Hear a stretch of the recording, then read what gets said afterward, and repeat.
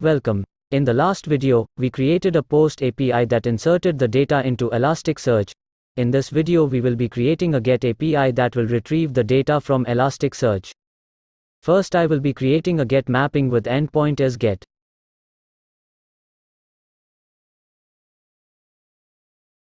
Then I'll create a public method which will return a response entity of type list of product.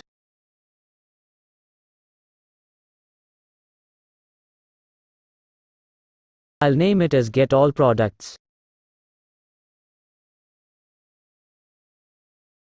And here I'll return product service method get all products which will return the list of products.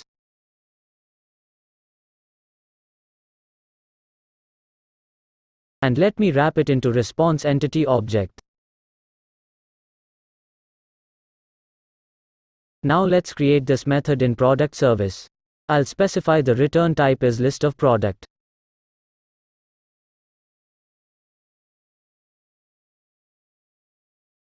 And in repository I'll create a method that will query the Elasticsearch and return the list of products. As per the Spring Data convention I have to name it as find all, since I need to fetch all the products. You can specify the name as find by ID or find by name if you want to filter out products based on ID or name. Feel free to write it in the comments if you want me to show you examples for filtering, searching or pagination.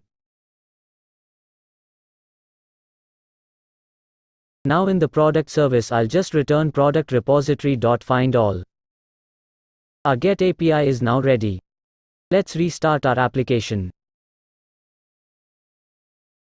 Let's go back to Postman to test this API. In a new tab, I'll create a GET request with same base URL but different endpoint, that is /product/get. Click on Send. Here we can see we have successfully retrieved the data which we entered in the last API. With this our GET API is successfully completed. In the next video, we will talk about one important property, which is needed if you're making a production-ready application.